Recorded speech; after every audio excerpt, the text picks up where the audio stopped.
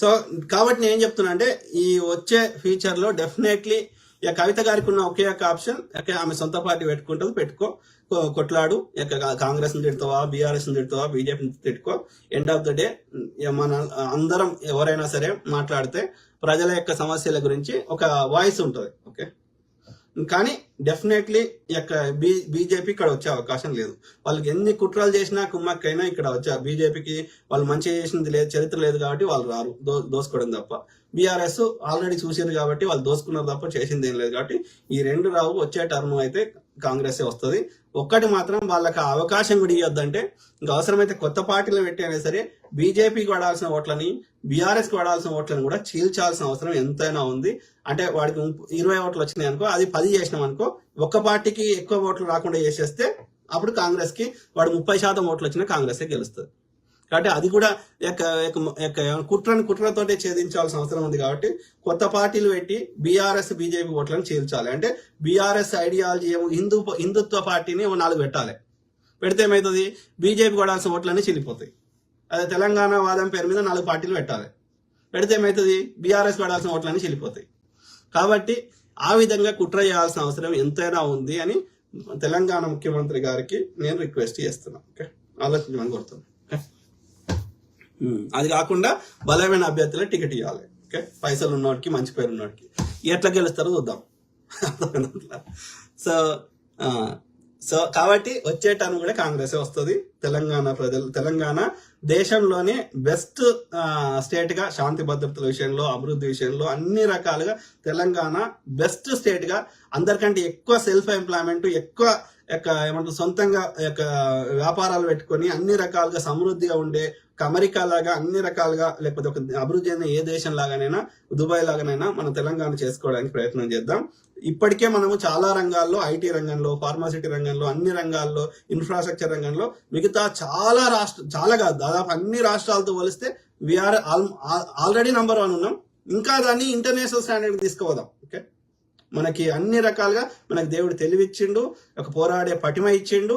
దాంతో పాటు మన ప్రాంతం కూడా అన్ని రిసోర్సెస్ కి ప్రకృతి కూడా మనకి సహకరిస్తుంది. కాబట్టి దాన్ని మంచిగా చేసుకుందాం. ఓకే, కే ఆనంద్ ఎన్ రావు ఏమంటున్నారు అన్న, లాస్ట్ థింగ్ ప్లీజ్ ఎక్స్పోజ్ హమారా ప్రసాద్ హీ అనదర్ దొంగ. Wait, Congress should ban him like Raja Singh అన్న, లిక్కర్ రాణి అన్న, Banjara Hills Hyatt belongs to liquor Rani.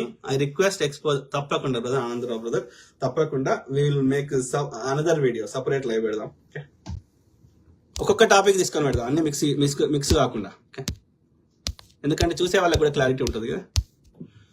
K Anand N Rao అన్న, BJP has MP who are of no use. Kishan Reddy is dummy person. Correct brother. DK Aruna is from Congress. Vandi is just Lavangam. Gundu, who is born to driver, his DNA is Muslim, is BJP party anna. Their internal politics will be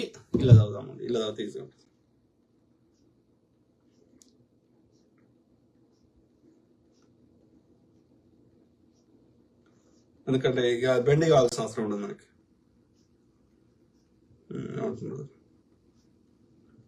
ఎవరు, సిరాజ్ జై Congress brother.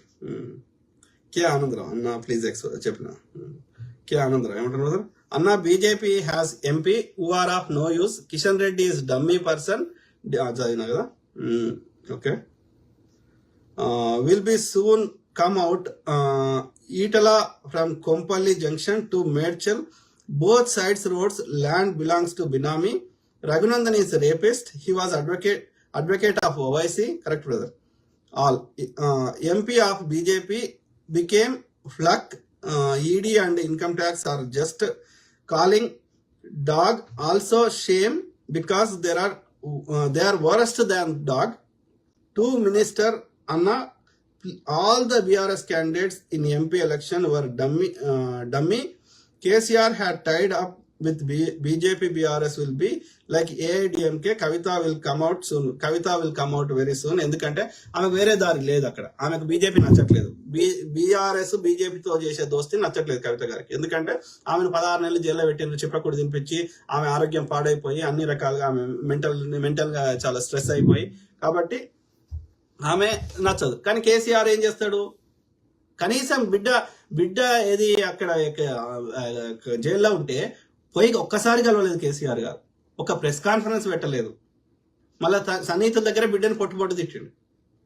So కాబట్టి ఆమె మనసు ఇరిగిపోయింది. So అన్న కూడా అదే పరిస్థితి. కాబట్టి so definitely she has to come out. ఆమెకైతే ప్రాతినిధ్యం ఇవ్వడు తండ్రి, కాబట్టి ఆమె she has to come out అయితే ఎక్కడికి పోతుంది, ప్రధాన పార్టీలకు పోవాలి.